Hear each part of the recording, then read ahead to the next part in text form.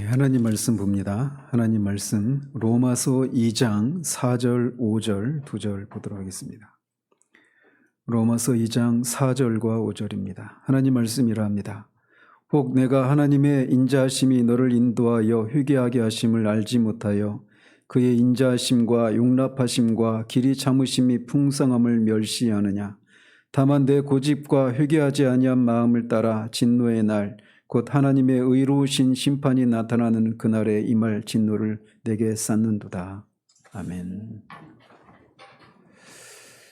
지난주에는 유대인들을 통해서 사람들이 어떻게 하나님의 진노가 자신들에게는 해당이 되지 않는다라고 하는 그런 생각들을 하게 되는지 몇 가지 논리를 살폈습니다. 그 중에 대표적인 것이 있다면 하나님의 선하심을 빙자해서 자신들에게는 그런 하나님의 진노가 임하지 않는다라고 그런 논리를 붙들고 있다라고 말씀드렸습니다. 그러면서 하나님께서 왜 악을 행하는 죄인들에게 즉각적으로 심판을 내리시지 않고 그들에게 여전히 선하심을 베푸시는가? 그것은 바로 회개할 수 있는 그런 기회를 주시는 것이다 라고 하는 내용까지 살폈습니다. 따라서 오늘은 이제 회개가 그럼 뭐냐? 이런 내용을 좀 살펴보도록 합니다. 참된 회개가 무엇인가? 우리가 회개라고 하는 단어를 자주 듣지만 회개가 진짜 회개가 무엇인지, 나는 진짜 구원에 이르는 회개를 했는지, 이런 것에 대해서 우리가 좀 정리를 할 필요가 있어서 오늘 살펴보려고 합니다. 또 그러면서 하나님의 선하심을 멸시하면서 자신들의 죄를 회개하지 않고 있는 사람들이 지금 그들이 삶을 살아가고 있는데 그들이 그 삶의 결과가 무엇인가, 이 내용도 살펴보도록 합니다. 하나님의 선하심과 오래 참으심과 이 용납하심을, 길이 용납하심을 악용하면서 자신의 죄에 대해서 회개하지 않고 있었던 사람들에게 어느 순간 회개가 일어납니다. 저나 여러분들 중에도 어떤 분들은 이런 일들이 분명히 일어났을 거예요. 그런데 사람마다 회개의 과정이 다 다릅니다.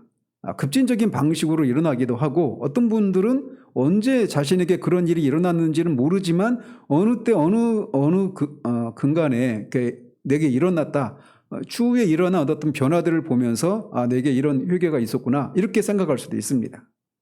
그리고 회개의 정도, 죄를 인식하는 정도도 사람마다 다 차이가 있습니다. 그래서 우리가 어떤 정해놓은 그런 틀을 가지고 이 정도까지 아니니까 여러분은 회개한 것이 아니다, 이렇게 생각해서는 안 돼요. 그럼에도 불구하고 우리가 일반적으로 회개할 때 일어나는 그런 일반적인 그런 모습들, 이런 것들을 정리를 할 필요가 있습니다.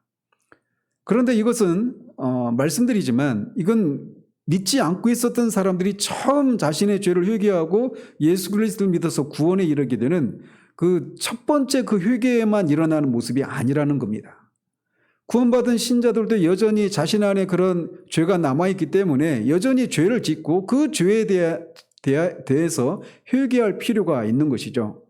우리는 구원파가 아니니까 한 번 회개하고 나면 그 뒤에 어떻게 살아가든 상관없다, 이건 성경적인 진리가 아니란 말이죠.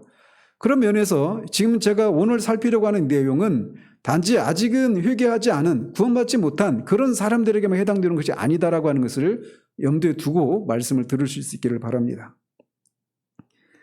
먼저 회개라고 하는 단어가 영어로 보면 repentance라고 하는 단어입니다. repentance. 근데 이게 원래는 그 라틴어에서 나온 단어예요. 라틴어의 레 포에니 테레라고 하는 그런 단어입니다. 레는 다시라고 하는 접두사입니다. 그래서 이게 어떤 의미가 있느냐면 다시 생각하다, 한 번 더 생각하다, 이런 의미가 있습니다. 회개하다라고 하는 단어에. 근데 이 라틴어, 이 회개하다라고 하는 단어에 해당되는 헬라어는 메타노이아라고 하는 단어입니다. 근데 이 헬라어의 회개라고 하는 단어와 라틴어의 그 회개하다라고 하는 이 단어가 조금 의미의 차이가 있습니다. 즉 라틴어에서 유래된 의미는 다시 생각하다, 한 번 더 생각하다, 이런 정도에서 그친다라면 이 헬라어의 그 메타노이아라고 하는 단어는 성경적인 그런 개념의 회개는 그렇게 생각하는 것으로 그치지 않고 우리의 마음을 바꾸고 삶의 방향을 돌이키는 것, 여기까지가 해당이 됩니다. 그래서 회개한다라고 하는 것이 이제 성경의 어떤 사례를 통해서 보면 회개라고 하는 것이 그런 것이구나 라고 하는 것을 알 수 있는데, 그거를 잘 보여줄 수 있는 장면이 있다라면 마태복음 21장 28절에서 31절까지 나오는 비유입니다. 그 예화에서 보면 예수님이 어떤 아버지에게 두 아들이 있는데 큰 아들에게 또 둘째 아들에게 포도원에 나가서 일을 해라, 이렇게 말을 했는데 큰 아들은 예 알겠습니다 하고 가지 않았고, 둘째 아들은 아니 싫습니다 라고 했다가 다시 돌이키고 가서 그 포도원에 가서 일을 하는 이런 예화가 있습니다. 그래서 회개에 대한 그런 예를 드러내는 그런 그 예화 속에서 드러낸 인물이 있다라면 바로 둘째 아들이죠.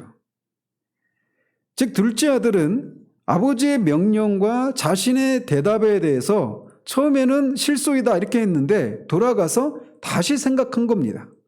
아버지가 자신에게 내린 명령, 그리고 내가 자신이 한 말, 이런 것들에 대해서 다시 생각하는 그런 과정이 있었던 것입니다. 그래서 돌이키는 일이 있기 전에 먼저 그렇게 다시 한 번 더 생각하는 그런 일이 있었다라는 것이죠. 그래서 마찬가지로 이 회개에는 반드시 이런 본질적인 요소가 있는 겁니다. 그래서 믿지 않는 사람들도 또 믿은 사람들도 마찬가지입니다.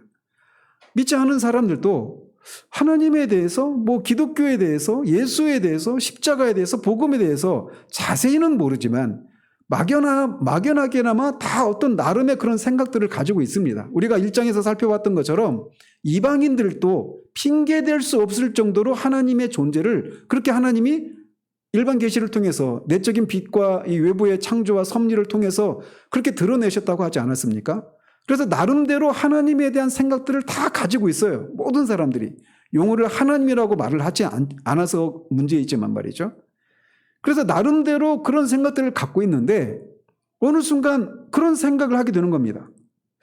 만약 하나님이 진짜 살아계시면 어떻게 되지? 이런 식으로 말이죠. 하나님에 대해서, 기독교에 대해서, 복음에 대해서, 예수님에 대해서, 기독교인들에 대해서 어느 순간 그들이 하는 말들, 그런 개념에 대해서 다시 생각하는 일들이 있게 되는 겁니다. 그래서 진짜 회개에 이르는 그 시작점에 항상 이것이 있어요. 이것의 이 생각의 깊이나 내용이나 이런 것은 사람들마다 차이가 있을지 모르지만 분명히 지금까지 살던 그 삶을 돌이키기 전에 한 번쯤 하나님에 대해서 생각하는 일들이 있었던 것입니다. 내가 이렇게 계속 살아가는 것이 맞는가?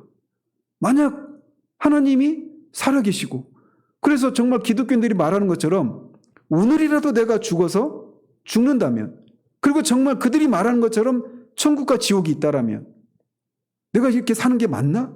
이런 생각들을 불현듯 하기 시작하는 겁니다. 그 다시 생각하기 시작하는 그때부터 회개가 시작이 되는 거예요. 두 번째로는 단지 그렇게 생각하는 것으로 그치지 않습니다. 생각하는 것으로 그치지 않고 다시 그 생각하는 과정에서 자신이 이전에 가지고 있었던 잘못된 그런 관점, 이런 생각으로부터, 그리고 그런 생각으로부터 나온 여러 가지 잘못된 행실들에 대해서 후회하는 마음이 생겨나는 겁니다. 둘째 아들의 경우를 가지고 생각할 때 아버지가 나한테 포도원에 가라고 했단 말이에요. 근데 내가 처음에는 실소이다 라고 말을 했어요. 가서 곰곰이 생각해 보니까 내가 아버지한테 그렇게 말씀드리면 안 됐는데, 자신의 한 말을 후회하는 겁니다. 마찬가지로 기독교에 대해서 기독교에 대해서, 하나님에 대해서 수많은 얘기들을 들었지 않았겠습니까? 그리고 어느 순간 불현듯 그런 생각들이 스쳐 지나가는 일들이 분명히 있었을 거란 말이에요. 어느 인생을 살아가면서 말이죠. 교회 안에 있었던 사람이든 교회 밖에 있었던 사람이든 말이죠. 그러면서 그렇게 다시 생각하는 과정 속에 내가 지금까지 살아온 것이 잘못됐구나 라고 하는 이런 생각을 갖기 시작하는 겁니다. 그러니까 마음에 자신이 했던 그런 어떤 선택이나 잘못된 말이나 행동, 이런 것들에 대해서 후회하는 마음이 생겨나기 시작하는 거예요. 이렇게 계속 되어서는 안 되겠구나, 이런 마음이 말이죠. 그리고 나서 회개는 거기서 그치는 것이 아니라 다시 생각하고 자신의 행동과 그런 어떤 결정이나 이런 것들을 후회하는 데서 그치는 것이 아니라 거기에서 돌이키는 일이 있게 되는 겁니다. 후회와 회개의 차이가 바로 여기서 결정되는 겁니다. 가룟 유다도 예수님을 은 30에 팔고 나서 내가 죄 없는 자를 그렇게 죽음에 내어줬다라고 하면서 후회하죠. 뉘우치죠. 그리고 똑같이 사도 베드로도 예수님을 3번이나 모른다라고 맹세까지 하면서 부인을 했습니다.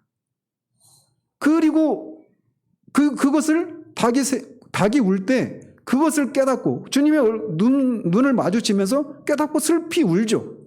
자, 거기까지는 똑같습니다. 그런데 가룟 유다는 거기서 그쳐버리고 자살을 하고 베드로는 거기서 돌이켜서 다시금 주님을 섬기는 대로 돌아온단 말이죠. 그래서 회개에는 이런 요소들이 있는 겁니다.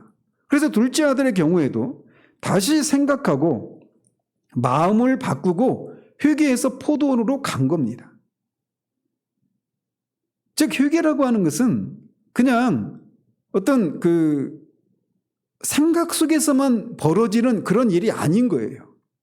말씀을 듣고 내가 지금까지 이렇게 살았는데 이렇게 살면 안 되겠구나 이렇게 생각하면서 다음부터는 오늘부터는 내 이렇게 살아야지, 그렇게 그냥 마음속에서 생각 속에서만 벌어지는 일이 아니라 실제 삶에 변화되는 데까지 이어지는 것이 참된 회개라는 것이죠.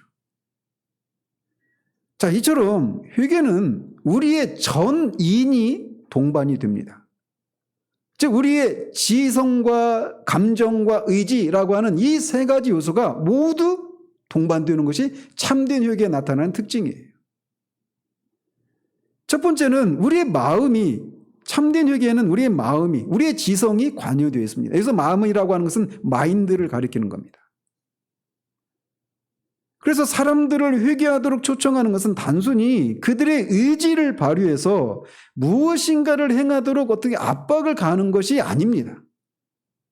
첫 번째 그 회개에 이르도록 하기 위해서 필요한 것이 뭐냐면, 회개해야 할 사람이 자신이 죄인이라고 하는 것을 깨닫는 것이 먼저입니다. 내가 죄인이구나라고 하는 것을 깨닫는 것이 먼저인 거예요. 그런데 사람이 자신이 죄인이라고 하는 것을 어떻게 깨닫습니까? 무엇을 통해서 깨닫습니까? 바로 율법을 통해서 깨닫게 되는 거예요. 율법으로는 죄를 깨달음이니라 라고 하는 이 로마서 3장 20절이 있는 것처럼, 하나님이 율법을 주신 목적은 그 율법을 지켜서 구원에 이르도록 하시기 위해서 주어진 것이 아니에요. 율법을 우리가 지킬 수 없다라고 하는 것을 깨닫게 하시고, 그 율법을 지키지 않았기 때문에 우리는 죄인이다라고 하는 것, 그리고 그 죄로부터 우리가 스스로 벗어날 수가 없다라고 하는 것을 깨달아서 결국 하나님이 마련하신 유일한 구원의 길이신 예수 그리스도께로 향할 수 있도록 그런 목적으로 주어진 것이란 말이에요. 그래서 율법은 몽학 선생이라고 말을 하지 않습니까?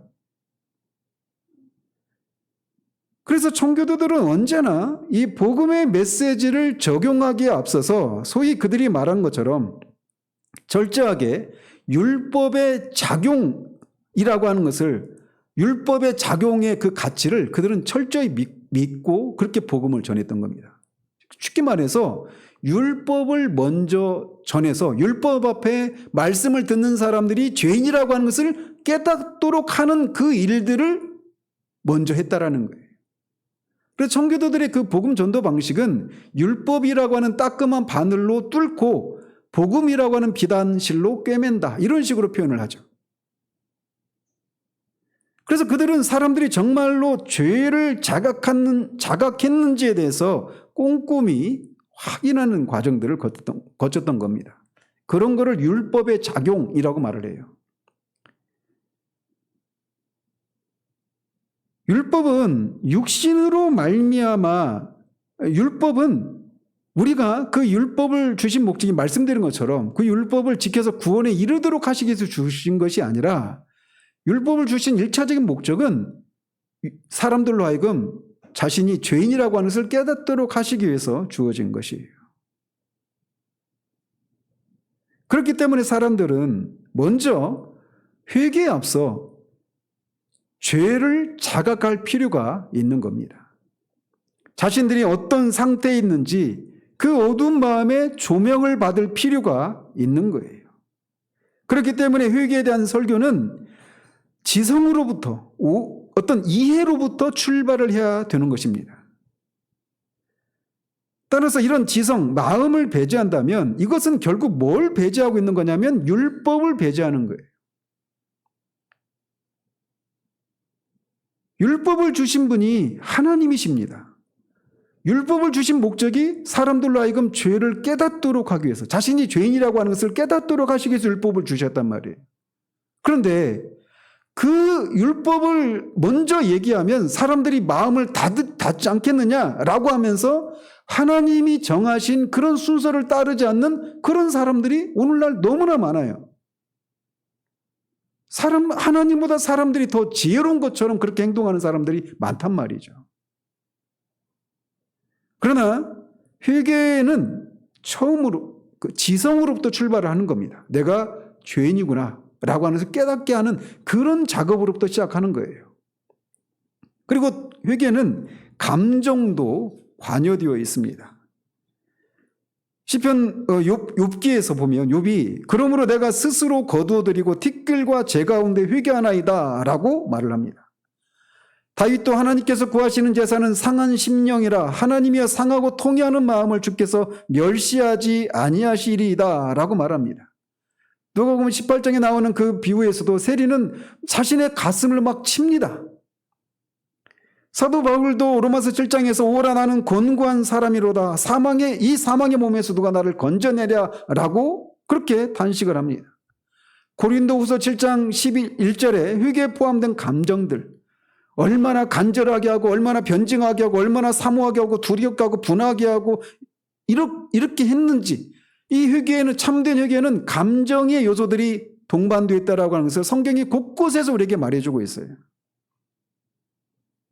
자신이 율법 앞에서 죄인이라고 하는 것을 깨달았을 때 그 죄인이라고 하는 것을 깨닫는 사람들이 자신의 죄를 인해서, 죄인된 자신을 인해서 애통이 하고 그렇게 마음이 깨뜨려진 채 그런 죄로 인한 그 영혼의 고뇌가 무엇인가를, 정도의 차이는 있지만 반드시 참된 회개에는 그런 요소들이 들어있다라는 것입니다. 오늘날 우리들은 회심했다, 구원받았다라고 말하지만 영혼의 고뇌가 무엇인가를 모르는 사람들이 정말 너무나도 많은 시대를 살고 있습니다. 회개가 없는 그런 구원, 이것이 오늘날 우리가 직면하고 있는 기독교 현실이에요. 자기 죄를 자각하고 눈물을 흘리는 사람들을 여러분들은 얼마나 자주 봅니까?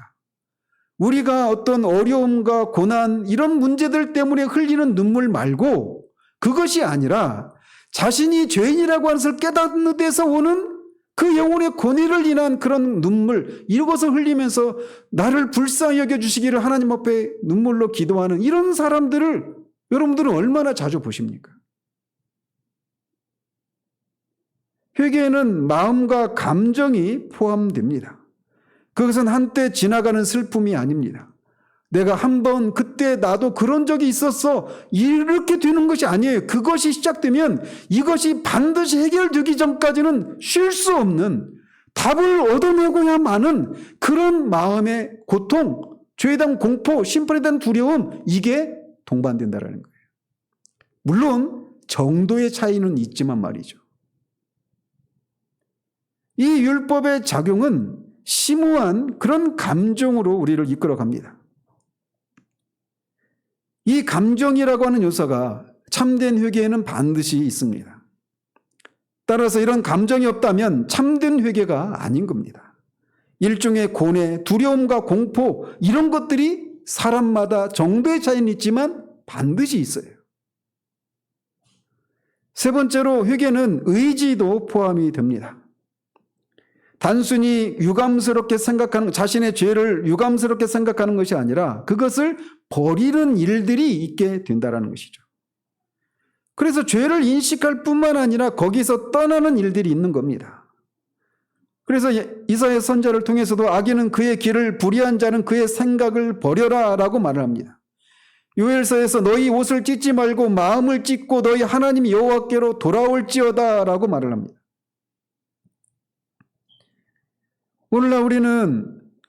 오늘날의 기독교인들은 너무나 활기찹니다.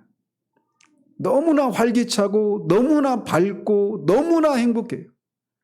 죄를 하나님 앞에서 자신이 죄인이라는 것 때문에 애통해하고 마음을 찢고 슬퍼하고 두려움과 이런 하나님 앞에 그렇게 영혼에 고뇌하는 것이 무엇인지를 아는 사람들이 너무나 적은 시대를 우리는 살고 있어요. 우리는 우리 자신의 죄성으로 인해서 탄식해보는 일도 없고 그런 감정을 느끼지도 못합니다. 너무나 가볍고 너무나 쉽게 죄 문제를 해결하고 그냥 넘어가 버리는 그런 것들이 그냥 우리들의 일반적인 모습이 되어버렸어요. 뿐만 아니라 그렇게 슬퍼하는 데서 끝나는 것이 아니라 그 죄로부터 실제적으로 돌이키는 일들이 있게 된다는 겁니다. 물론 어떤 사람들은 이 과정이 막 전격적으로 일어나는 사람도 있어요. 제가 요즘 계속 언급해드리는 그 박균인 장로님은 그 휴심한 다음 날부터 바로 술, 담배, 그 화투 이런 것들이 막 역겹고 막 그 할 수 없게 되는 바로 막 구토가 나올 정도로 그렇게 전격적으로 그런 죄악된 삶에서 돌이키는 일도 있습니다. 그러나 어떤 사람들은 그렇게 되기까지 엄청난 그런 투쟁을 필요로 하는 그런 과정을 거쳐서 그렇게 돌이키는 사람도 있어요. 그러나 분명한 것은 그게 전격적이든지 아니면 지속적으로 계속해서 싸움을 요하는 것이든 간에 참된 회개에는 그 죄악된 삶으로부터 실제적으로 의지를 발휘해서 돌이키는 일들이 있다라는 것입니다. 그렇기 때문에 사도 세례 요한은 회개에 합당한 열매를 맺고 속으로 아브라함이 우리 조상이라 말하지 말라. 내가 너희에게 이르노니 하나님이 능히 이 돌들로도 아브라함의 자손이 되게 하시리라 라고 말을 하는 겁니다. 회개는 필수적으로 이렇게 돌이킴이라고 하는 요소가 있게 된다는 겁니다. 우리의 의지가 작동해서 우리를 잘못된 것으로부터 옳은 것을 향해서 하나님을 향해서 돌아서게 하는 일들이 있게 된다는 것입니다. 자, 이렇게 회개는 우리의 전인, 즉 지정의 전부가 다 동원되는 일이에요. 자, 그렇다면 우리가 회개할 때 마음을 바꾸고 우리의 행동의 진리를 바꾸는데 무엇에 대해서 그렇게 돌이키어서 어떤 변화로 이끌어 가게 되는가라는 겁니다. 먼저 우리는 회개하면 내가 술을 먹던 데서 술을 안 먹고 담배 피던 데서 안 피고 어떤 죄를 짓는 데서 어떤 것을 안 하고 어떤 구체적인 죄된 행동으로부터 돌이키는 것을 먼저 떠올리는데 우리가 기억해야 될 것이 바로 이 지점입니다. 뭐냐면 먼저는 우리가 하나님에 대해서 우리의 생각이 바뀌는 일이 먼저라는 것입니다.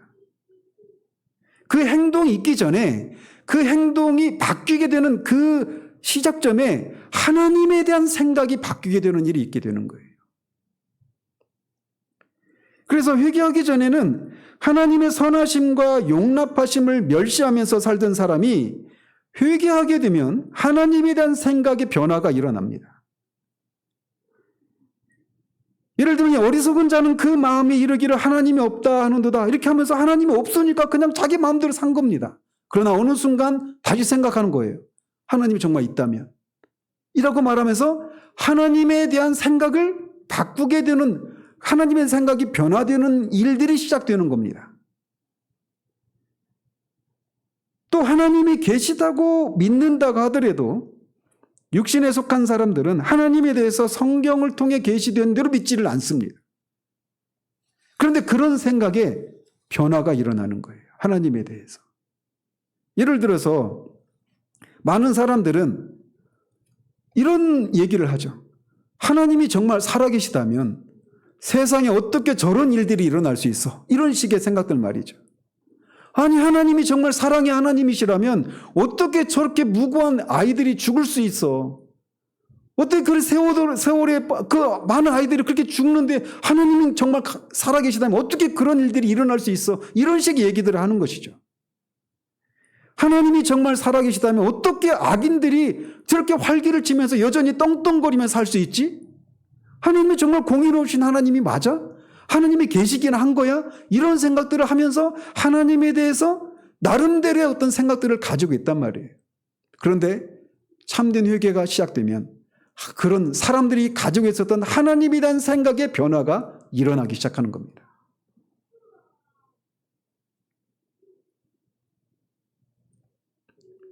심지어 인내의 표상으로 일컬어진 욥도 그런 모습을 보이는 거예요.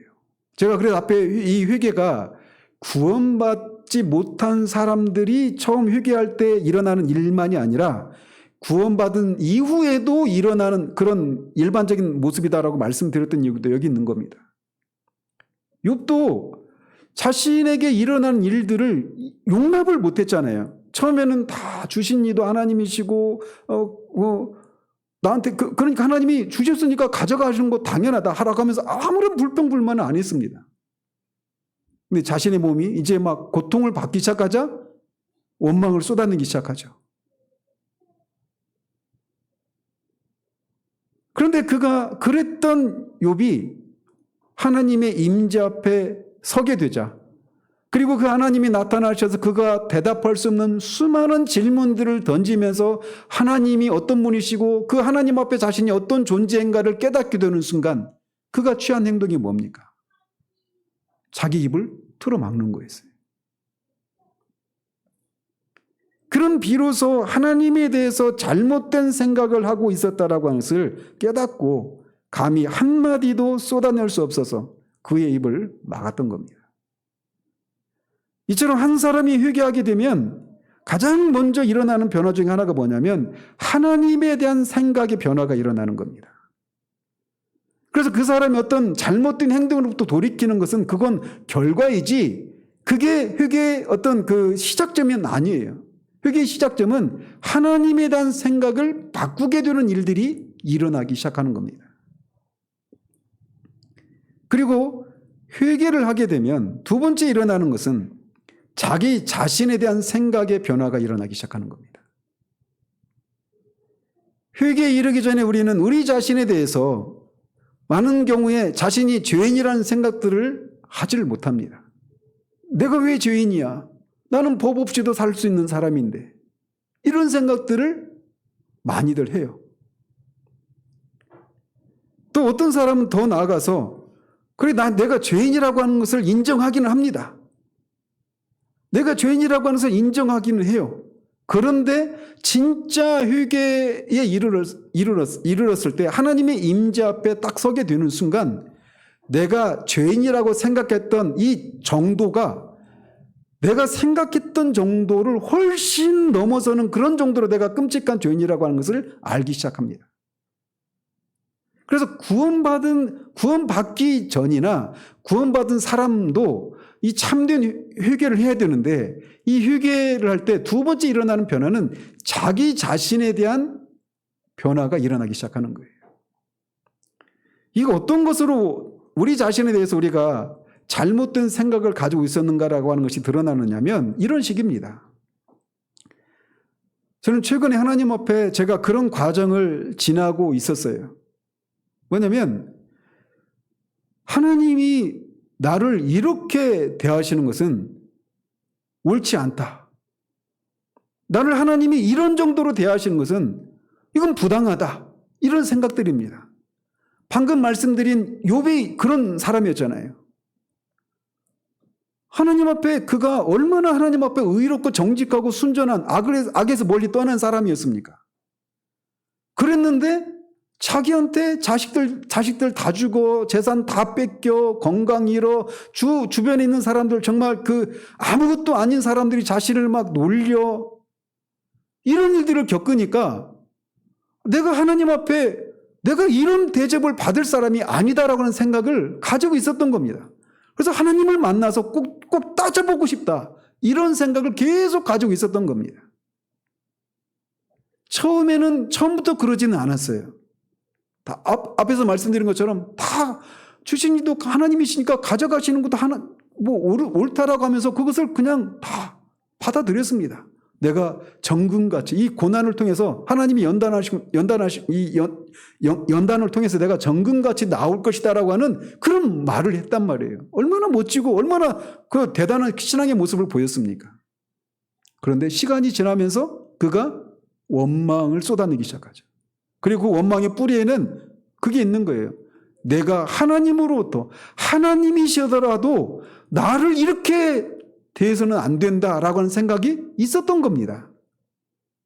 그거를 그 순간 생겨난 것이 아니라 원래 그게 있었던 것인데 하나님이 그 과정을 통해 그걸 드러내시면서 그를 진짜 연단하시는 거죠. 마찬가지로 우리에게도 그런 게 다 있어요. 부끄럽지만 저 안에도 그게 있습니다. 하나님 앞에 내가, 그러니까 이 구원받지 못한 사람도 그렇고 구원받은 사람들에도 있는 모습이에요. 자기 자신에 대해서 내가 이런 정도의 삶을 살아서는 안 된다.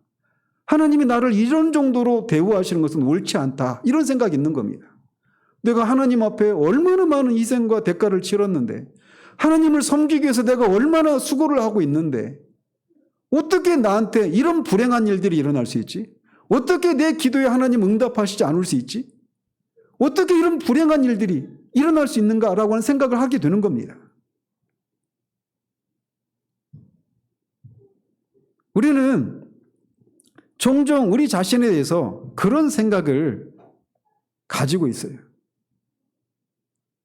또 박효진 장로님 얘기를 하는데 그분이 믿기 전에 얘기를 들어보니까 굉장히 그분도 어려운 시기를 지났더라고요. 사업이 막 가게가 집이 완전히 쫄딱 망해가지고 아버지는 도망 다니고 엄마하고 동생들이랑 같이 막 그 운막 같은 그런 집에서 그렇게 살고, 그래서 동생하고 그 박효진 장로님이 학교를 그만두고 그 건설 현장에서 1년 동안 막 그렇게 일을 하면서 손이 막 물집이 다 터져가면서 그렇게 일을 하면서 그 동생들 학비되고 막 이런 시기를 지나고 계속 막 어렵고 그러니까 어느 날 막 악이 바치더랍니다.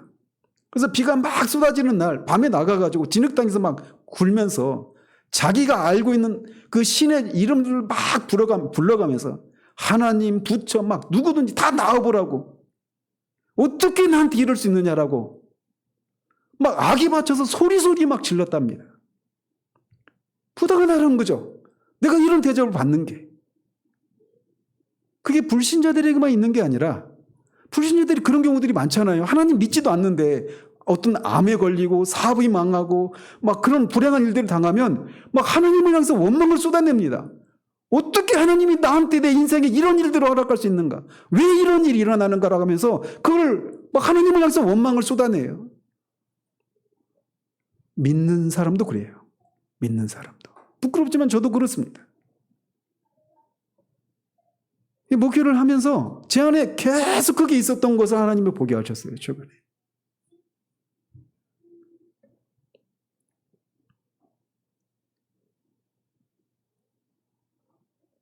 제가 이 얘기를 하는 게 여러분에게 덕이 될지 아닐지 고민이어서 지금 머뭇거리는데, 부끄럽지만 제 안에 그게 있었어요. 제가 기도원에 올라간 것 중에 하나도 바로 그겁니다. 우리는 하나님을 섬기면서 내가 하나님을 위해서 이런저런 수고를 했는데 왜 내 상황은 여전히 이러한가? 그러니까 이 사람마다 다 다양한 그런 상황 가운데서 그게 있는 겁니다. 하나님을 향해서. 그러니까 마음이 하나님을 향해서 부드러운 마음을 계속 유지해야 되는데 그렇지 않고 뒤에 5절에 나오는 것처럼 고집과 회개하지 않는 마음, 그 완고한 마음을 가진 채 있는 거예요. 그래서 감히 하나님을 향해서 대들지는 못하지만 여전히 마음에 하나님을 향해 감사하는 마음이 없이 원망과 이런 마음을 가지고 살아가는 겁니다. 저는 제가 하나님 앞에 제가 많은 어떤 희생을 치렀다 이런 생각들을 제가 가지고 있었더라고요. 직장을 그만둔 것도 그렇고 직장 생활하면서 정말 제가 그 입사 첫날 막 제 앞에 40잔이 넘는 잔들이 막 쌓여 있었거든요. 나는 신앙 때문에 술을 마시지 않습니다. 얼마나 저는 그 직장 생활하면서 얼마나 외롭고 무섭고 했는지 몰라요. 제가 여러 번 말씀드렸잖아요. 그리고 저는 그렇게 직장 생활하는 사람들을 제가 다니던 직장에서는 저 혼자밖에 없었습니다. 그러니까 제가 대단한 사람인 줄 알았죠. 근데 박효진 장로님 얘기 들으니까 제가 우물한 개구리였구나. 제가 포기했던 것들, 이런 것들을 생각하니까 그런 정도 했으면 하나님이 지금은 이런 정도는 해주셔야지 않는가, 이런 생각이 제 안에 있었던 거예요. 부끄럽지만 말이죠.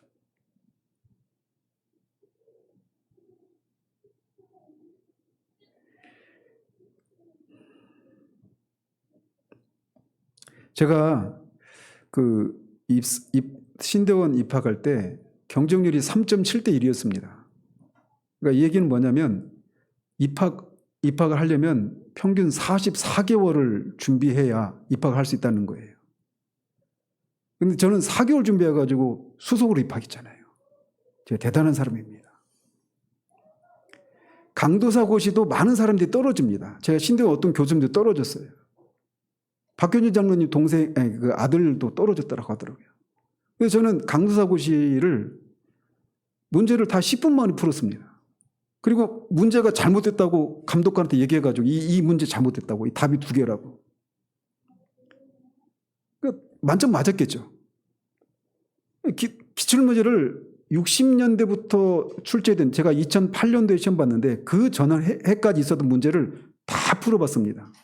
한 40년 정도, 90년도로 들어가니까 이제 문제가 그냥 10분이면 10분도 길어요. 그 문제 푸는데 그냥 다 보입니다. 그냥. 직장 생활하면서 저는 그 어떤 막 정말 전 열심을 내어서 살았어요. 아까 오전에도 집에서도 아까 안대랑 잠깐 그런 비슷한 얘기했는데, 일주일에 제가 책을 1권 이상씩 읽었습니다. 신대원 들어가기 전에. 그러니까 하루에 전철 안에서 전철 기다리면서 일부러 저는 차를 안 샀어요. 책을 읽으려고. 그 시간을, 직장 생활하기 시간이 안 나니까 하나님을 알고 싶은데, 말씀을 더 알고 싶은데 저한테 시간이 없고, 그래서 오죽하면 제가 병원에 입원해가지고 죽지 않을 정도로 책을 읽을 수 있을 정도로 그런 교통사고로도 났으면 좋겠다, 이런 생각을 가졌어요. 하나님이 저를 책망하시는 거예요.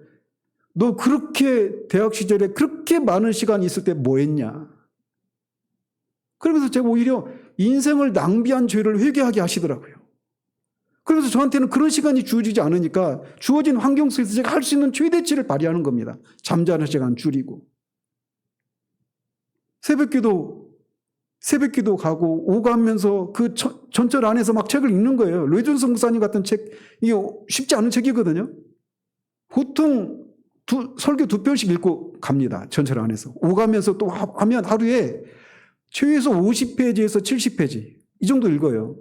그 곱하기 7 해보십시오. 350페이지, 490페이지 읽게 되잖아요. 한 권씩 읽는 겁니다. 일주일에 한 권씩. 어떤 주간에는 책에 따라서는 1000페이지도 넘는 책을 읽었어요. 직장 다니면서. 그래서 제가 자주 갔던 그 서점에서 이제 목사님 되셨죠? 얘기하더라고요. 저 신대원 들어가기 전인데도.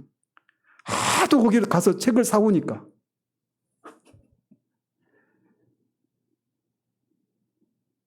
그런 삶을 살았어요. 그리고 제가 우리 교회 오기 전에 제가 임직식 할 때 말씀드렸잖아요.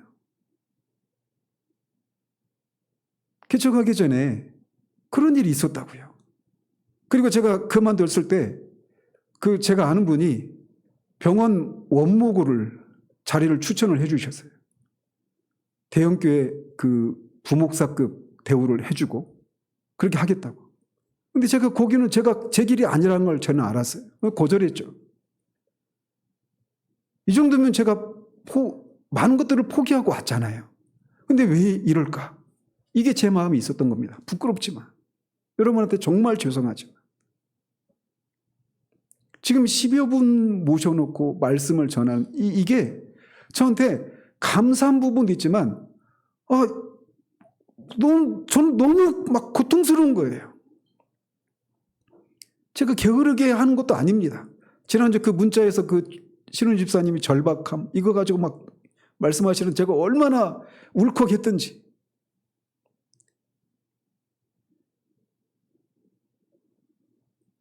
그게 제 안에 있었던 거예요. 그러니까 이렇게 12년째 이렇게 하고 있으면서 막 제가 지쳐가고 막 있었던 겁니다.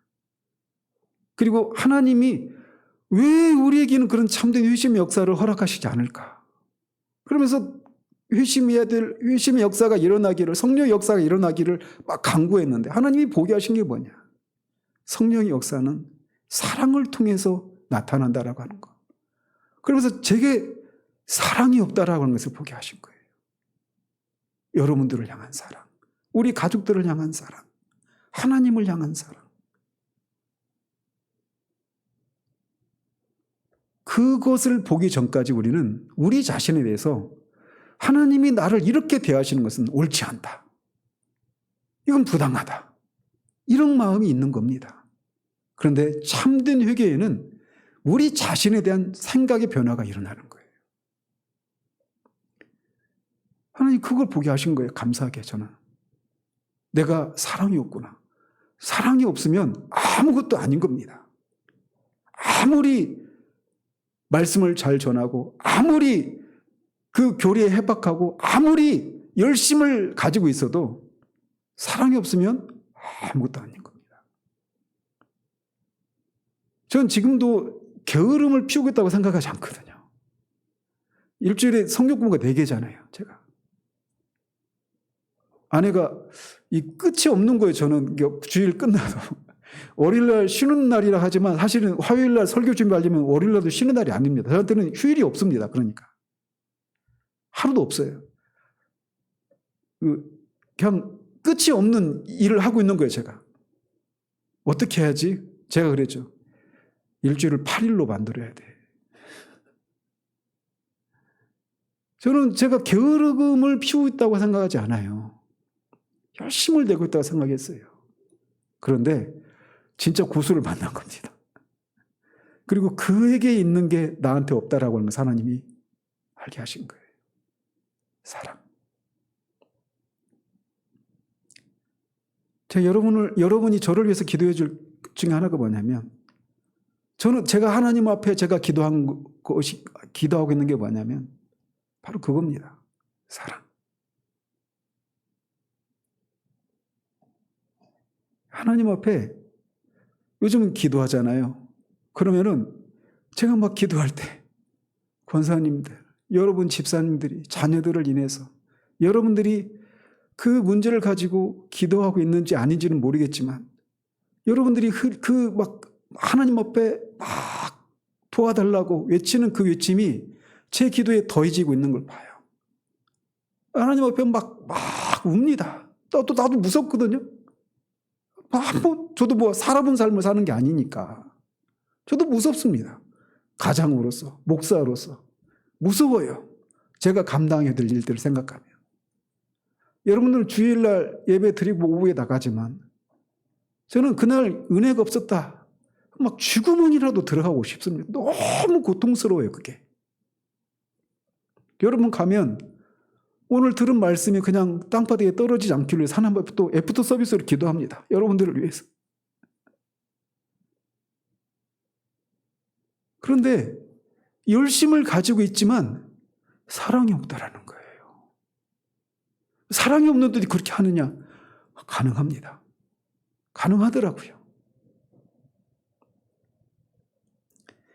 우리 자신에 대해서 하나님이, 그러면서 제가 느낀 게 뭐냐면, 왜 나한테 하나님이 내가 그렇게 바라는 그런 진정한 회심의 역사가 또는 부흥의 역사가 나타나지 않을까? 그래서 하나님 앞에 어떤 원망과 이런 마음이 있었는데 반대로 이런 나를 하나님이 지금까지 참아주셨구나. 이런 자격 없는 사람을 목사라고 말씀을 전하도록 맡겨놓고 있었구나. 여러분한테 죄송하고 하나님 앞에 죄송하고. 우리가 진짜 회개에 이르게 되면 우리 자신에 대한 생각이 바뀌게 되는 일이 일어납니다.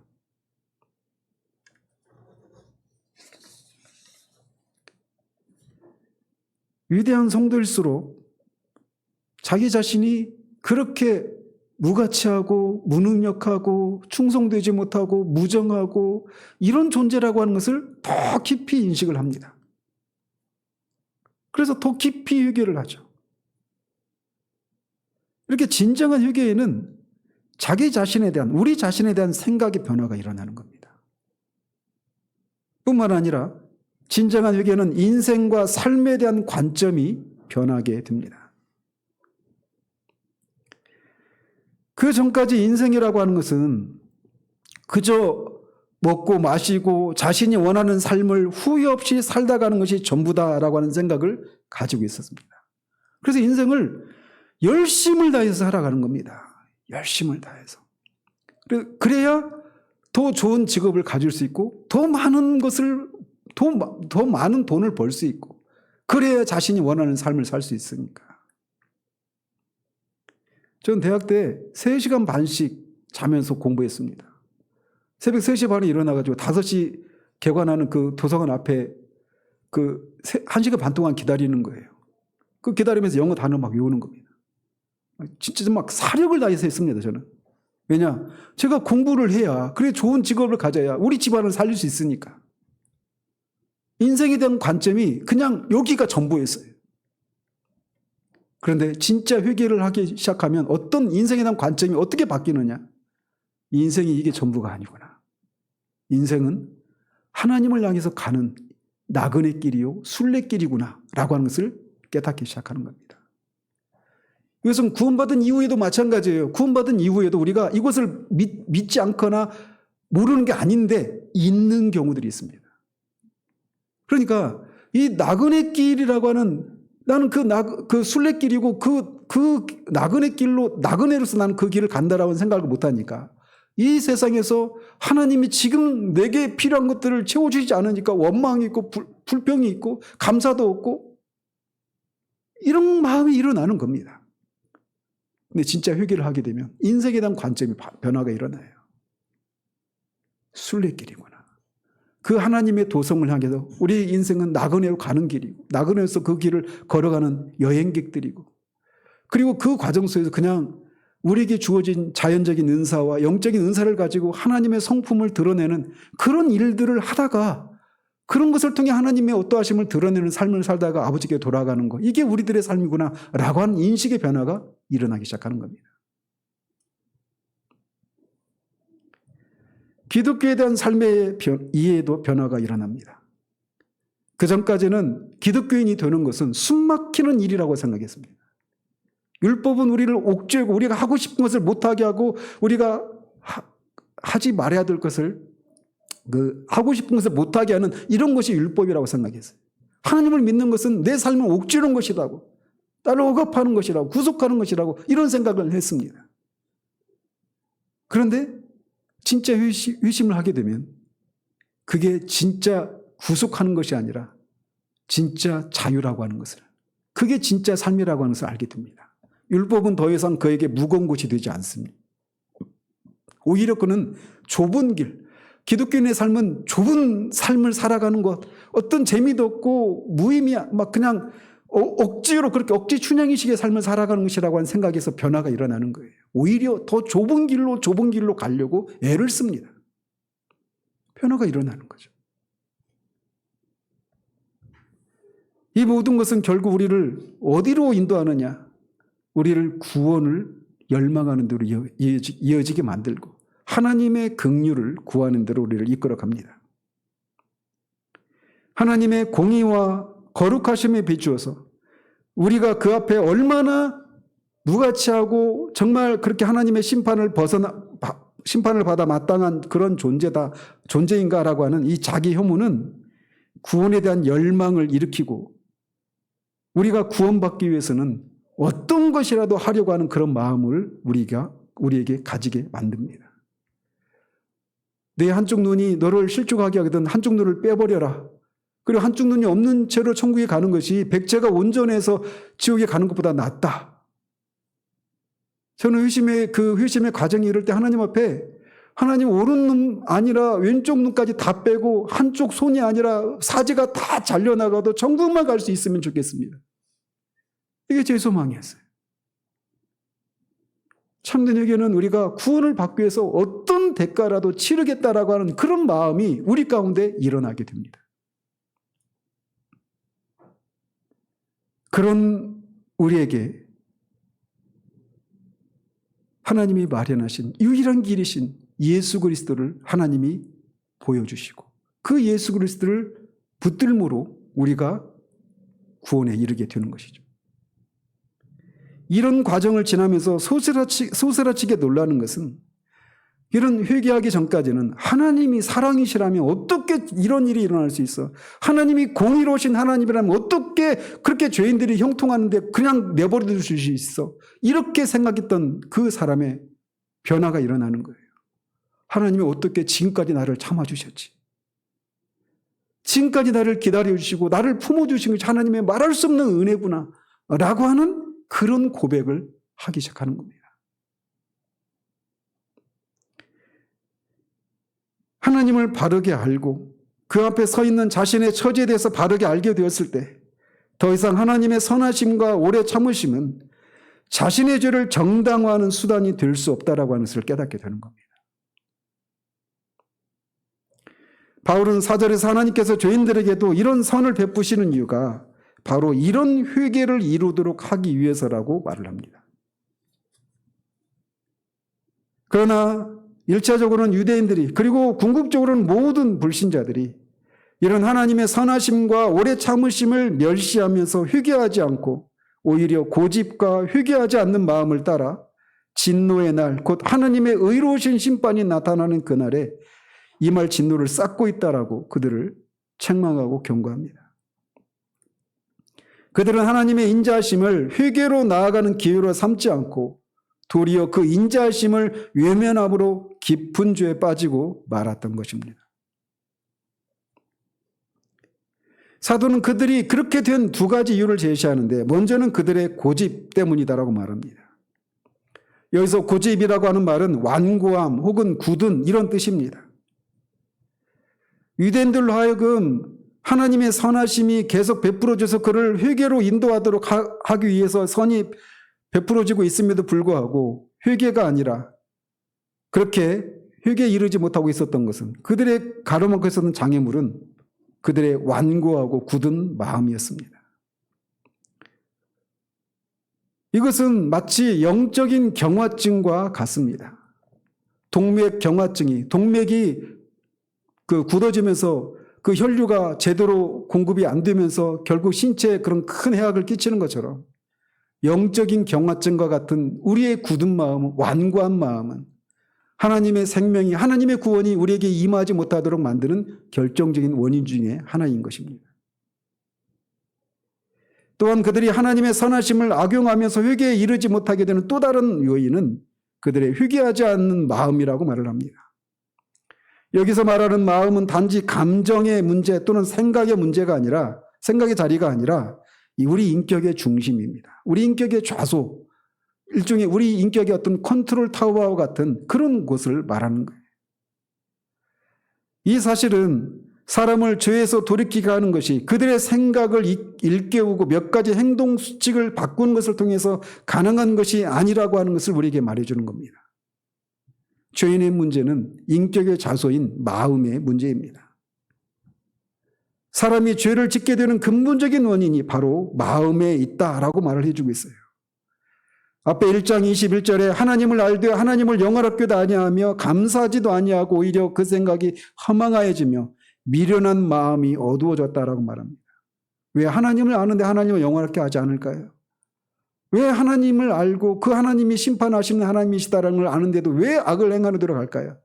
그들의 마음이 어두워졌기 때문이라고 말을 합니다.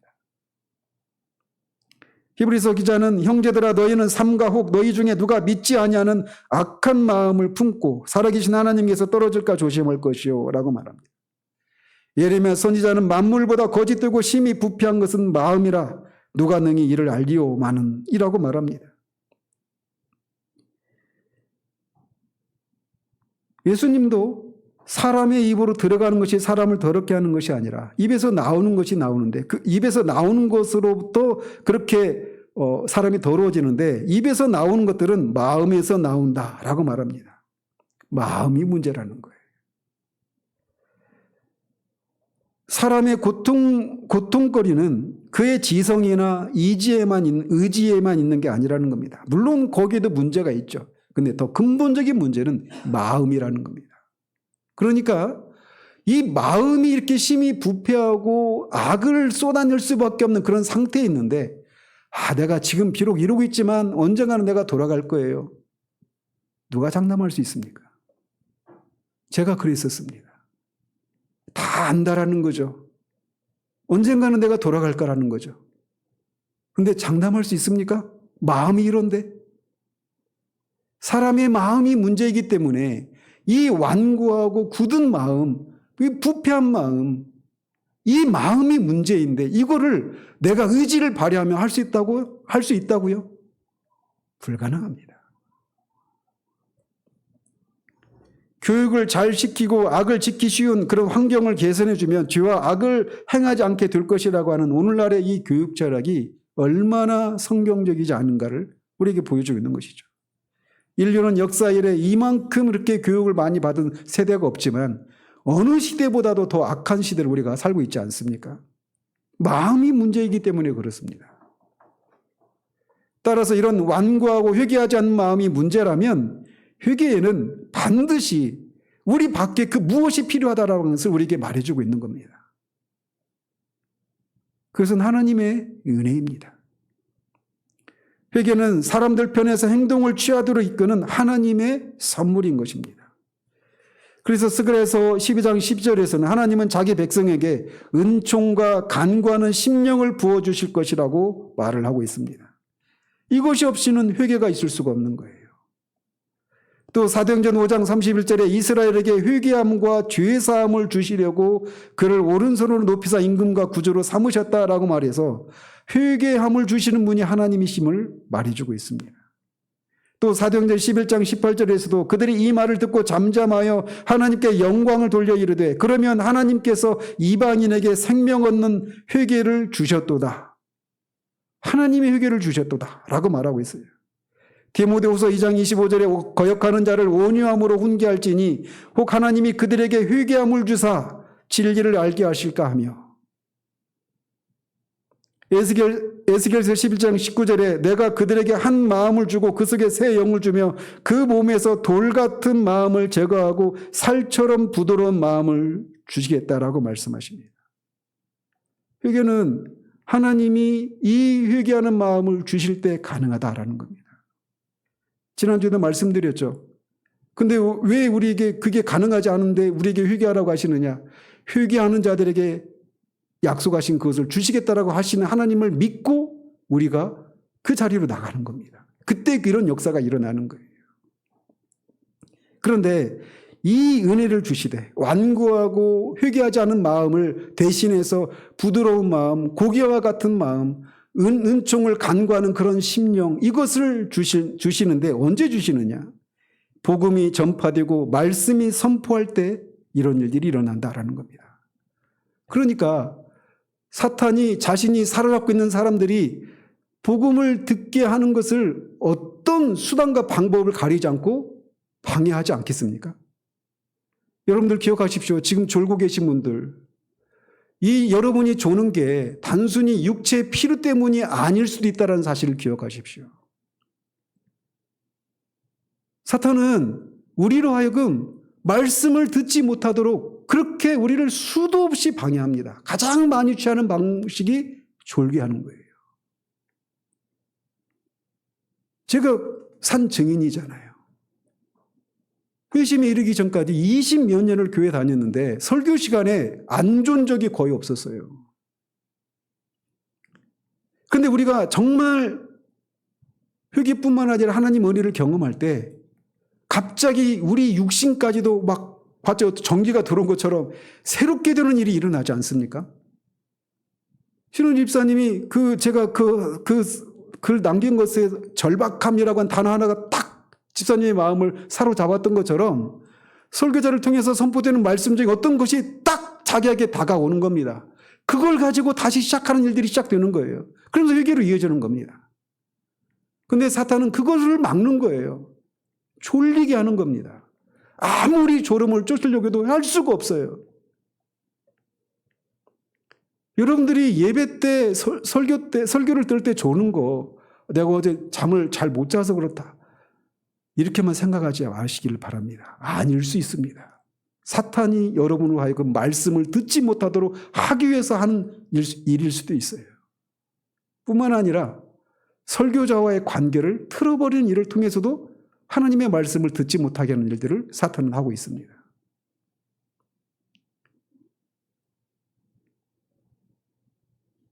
갑자기 설교자가 신뢰가 안 되는 거예요.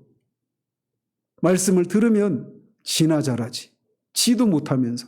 지는 이렇게 하면서.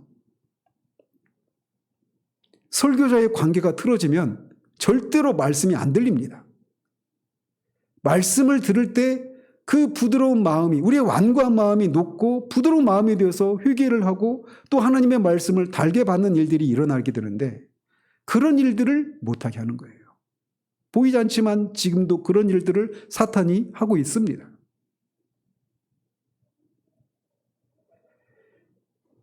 마지막으로 우리가 살펴야 할 것은 만약 이렇게 계속해서 하나님의 선하심을 악용하며 회개하지 않는 사람은 지금 뭘 하고 있는가라는 겁니다. 사도는 이것에 대해서 진노의 날, 즉 하나님의 의로운 심판이 나타나는 그날에 임할 진노를 쌓고 있다라고 경고하고 있습니다. 이 날은 우리 주님이 다시 오셔서 산자와 죽은 자를 심판하시 그 최후 심판에 대한 날을 가리킵니다. 그 최후 심판의 날에 임할 진노를 하루하루 쌓고 있다라고 말을 하고 있어요. 이런 일을 할 때 자식들을 부양하기 위해서 하루하루 그렇게 열심히 일을 해서 은행 잔고에 점점 돈이 쌓여가고 있을 수 있습니다. 은행 잔고가 점점 쌓여가고 있는 동안 동시에 회개하지 않고 있다라면 하나님의 진노를 쌓고 있는 일이 될 수 있다는 거예요. 우리가 스펙을 쌓고 있는 중에 하나님의 진노를 쌓고 있는 일이 지금 진행되고 있다는 겁니다. 명성을 얻기 위해서 우리가 이렇게 저렇게 수많은 사람들을 만나고 인맥을 쌓고 그런 관계를 통해서 어떤 유익을 얻으려고 하는 이런 일을 하고 있을 때 하나님의 진노가 쌓여지는 일이 진행되고 있을 수 있다는 겁니다. 회개하지 않는다면 말이죠. 그러므로 회개하지 않은 분이 계시다라면 여러분은 즉각 오늘 미루지 마십시오. 오늘 하나님 앞에 자신이 죄인임을 정직하게 고백하고 내가 하나님의 심판을 받아 마땅한 죄인입니다. 내 죄를 용서해 주십시오. 그런 기도와 함께 예수님을 여러분의 구주로 영접하시길 바랍니다. 그러면 우리가 받아야 될 이 진노의 날에 받아야 될 그 진노를 예수님이 다 받으신 것으로 우리에게 여겨주십니다. 그런 하나님의 진노가 우리 가운데서 사라졌다는 것을 알 때 우리를 짓눌렀던 마음의 염려와 두려움과 공포 이런 것도 우리가 해방을 받고 자유함을 얻는 일이 일어나게 될 것입니다. 악인에게는 결코 평강이 없습니다. 자신의 죄를 회개하고 예수님을 믿고 하나님과 관계를 회복하지 않는 한 우리에게는 절대로 평강이 있을 수가 없어요. 그러므로 말씀 앞에 자신이 회개하지 않은 죄인이라면 회개하십시오.